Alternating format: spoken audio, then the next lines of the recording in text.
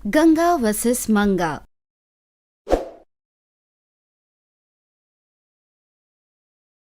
एक दिन गंगा रोज की तरह सब्जियां खरीदने मार्केट चली गई। जाते वक्त उसने देखा एक लड़की कमजोर सी सब्जियां उठाते दिखी जो गर्भवती थी। उस गर्भवती की अवस्था को देखकर उसे बहुत बुरा लगा। तुरंत वो उसके पास जाकर बोली, अरे अरे, ये क्या बेटी, पेट से हो और इतनी तपती धूप में तुम वजन उठा रही हो। तुम्हारी सेहत, तुम्हारे पेट में पल रहे उस बच्चे की सेहत का क्या होगा, बताओ। ये कहकर सब्जियां लेकर उसे वहीं पास के आंगन में बिठाती है। उसे थका देखकर कहती है, और ये तुम्हारे हाथ में क्या है, देखो तो जान ही नहीं है और तुम्हारी आंखें भी अंदर चली गई है। तुम टाइम पर खाना खाती भी हो या नहीं? जी खाती हूँ। पता नहीं क्या खाती हो, देखो जरा अपनी उंगलियों को, कितनी सफेद हो गई है, शरीर में खून भी नहीं है। वैसे तुम्हारा नाम क्या है? भूमि। ये क्या है बेटी, तुम्हारे हाथों में इतने सारे निशान, किसी ने मारा है तुम्हें?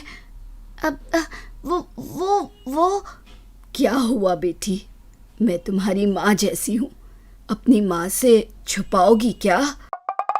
यह सुनकर भूमि अपना दुख गंगा को रोते हुए बता देती है। क्या बताऊँ माँ जी, मेरी सास हर बात पर मुझे मारती रहती है। सब खा ले, उसके बाद बचा हुआ रात का खाना मुझे देती है, और कभी कभी तो वो भी नहीं। अरे अरे बेटी, रो मत, कितना कुछ सह रही है तू। ठीक है, मैं चलती हूँ, अगर देरी हो गई तो मेरी सास दोबारा मुझे मारेंगी। ये कहकर वो चली गई। थोड़ी देर बाद सब्जियां लेकर गंगा रास्ते से जाते रास्ते में भूमि के देर से पहुंचने पर उसकी सास उसे मारती है। यह देखकर उसे खूब गुस्सा आता है।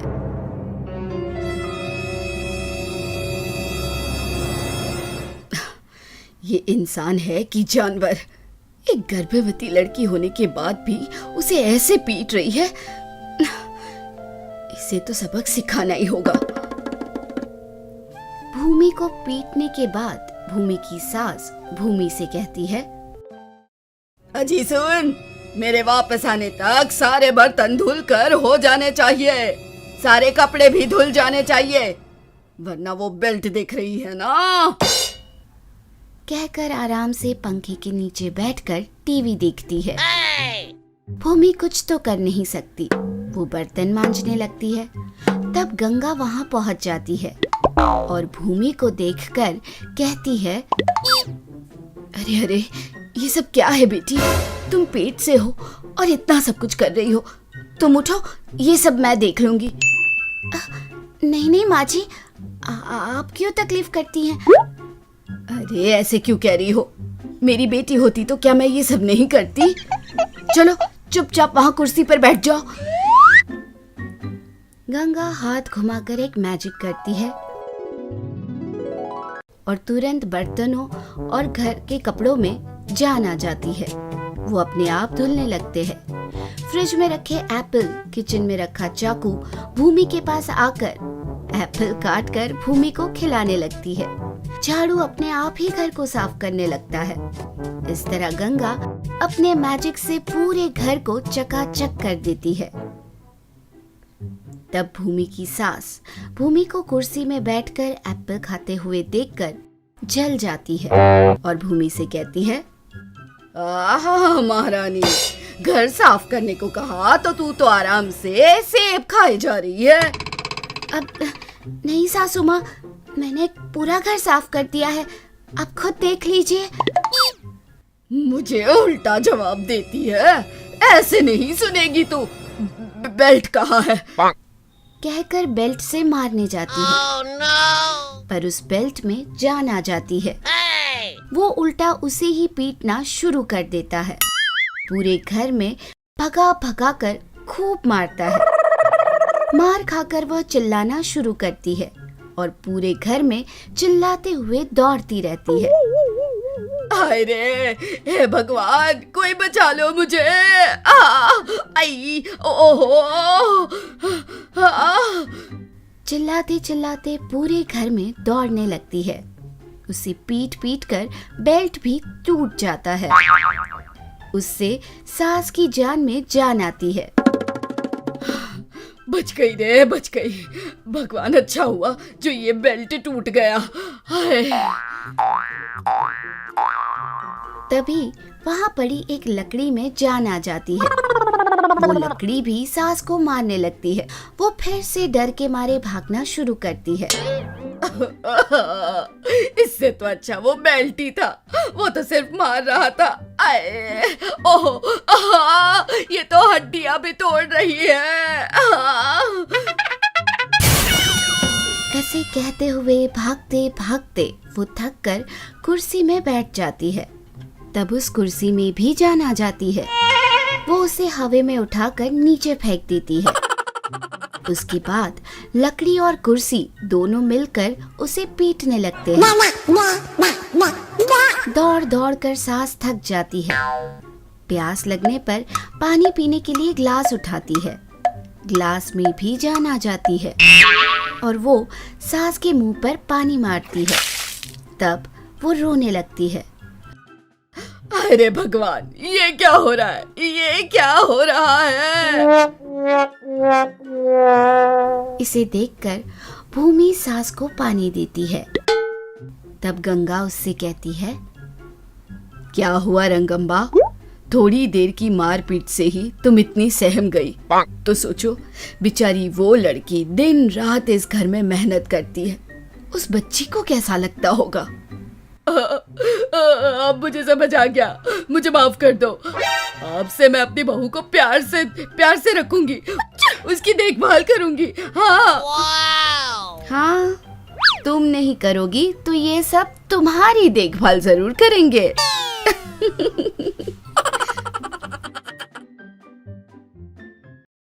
बिंदु और काव्या नाम की दो सहेलियां रहती थीं। बिंदु अमीर लड़की थी, उसे पैसों का बहुत घमंड था। वो सबसे बेहतर है, सबसे ऊंची है, ये बोलने के लिए ही गरीब ही सही काव्या से दोस्ती कर लेती है। हर चीज की काव्या से तुलना करके काव्या को नीचा दिखाकर बात करती थी। फिर भी काव्या वो सारी बातें अपने दिल पे ना लेकर बिंदु के साथ मिलजुल कर रहती थी। ऐसे एक दिन बिंदु अपनी दूसरी सहेलियों के साथ मिलकर काव्या से मिलती है। काव्या, कल मेरा बर्थडे है, तुम्हें जरूर आना है। वाह, एडवांस में हैप्पी बर्थडे। थैंक्स। बात सुनो, कल ऐसे फटे पुराने कपड़ों से नहीं, कुछ अच्छा पहन कर आना, समझी? अगर तेरे पास नहीं है तो अभी मेरे घर चल, मेरे पास बहुत पुराने कपड़े हैं, दे देती हूँ। Oh, no. ऐसे कहते ही काव्या धीरे से मुस्कुराती है।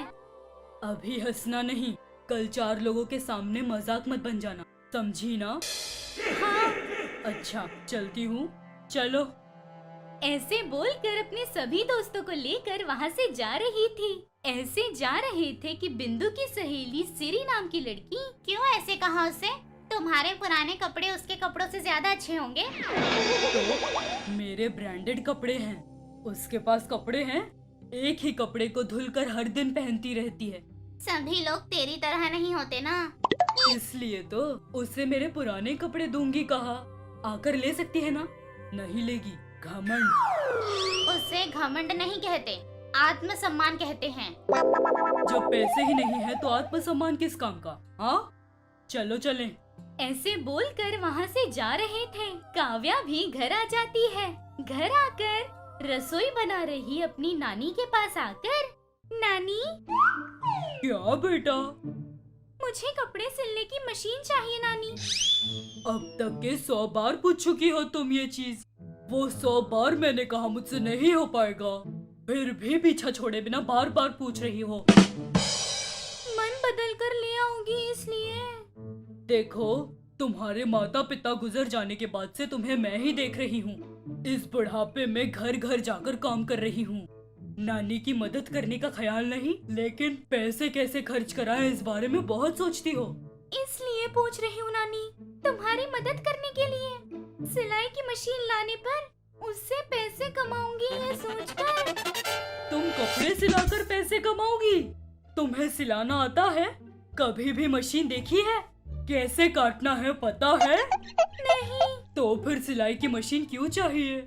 सिलाई की मशीन का विचार छोड़कर बिना कोई खर्च के काम सोचो बेटा। ऐसा नहीं नानी। ऐसे कहते ही नानी बहुत गुस्से से नहीं कहा ना। ऐसे जोर से कहती है। काव्या और कुछ बोले बिना वहाँ से चुपचाप बाहर चली जाती है। जाओ जाओ, भूख लगेगी तो खुद ही आ जाओगी। वो बात सुनकर काव्या उदास होकर वहाँ से बाहर जाकर चल रही थी। ऐसे चलते चलते गांव के बाहर एक छोटे से तालाब के पास आकर वहाँ पास के पेड़ के पास बैठती है। वो पेड़ बहुत बड़ा था। बैठकर अपनी नानी की कही हुई बातों को ही सोच रही थी। ऐसे सोचते सोचते शाम तलक वहीं बैठी थी। अंधेरा होने के समय पर उसे एक आवाज सुनाई देती है। कौन हो बेटा तुम? क्यों सुबह से यहीं बैठकर उदास हो रही हो? ऐसे आवाज सुनते ही काव्या आश्चर्य होकर यहाँ वहाँ देखने लगी। कहीं कोई नजर नहीं आता। फिर से उसी आवाज से, तुम्हें ही पूछ रही हूँ, कौन हो तुम? क्यों यहाँ बैठकर इतनी उदास हो बेटा? कौन है आप? कहाँ से बोल रही है? दिखाई नहीं दे रही। ऐसे कहते ही वो जिस पेड़ के नीचे बैठी थी वो पेड़ परी के रूप में बदल जाता है। वो देखकर काव्या आश्चर्य हो जाती है। अब बोलो, कौन हो तुम? ऐसे कहते ही काव्या आश्चर्य होकर देखते हुए अपने बारे में सब कुछ बताती है। सब सुनकर वो परी इतनी सी बात पर ऐसे सुबह से यहीं बैठकर उदास होगी? तुम उदास मत हो, मैं तुम्हें सिलाई की मशीन दूंगी। सच में? ऐसे कहते ही वो परी अपनी शक्तियों से एक सिलाई की मशीन प्रकट करती है। वो देखकर काव्या खुद की नजरों पर विश्वास नहीं कर पा रही थी। सिलाई की मशीन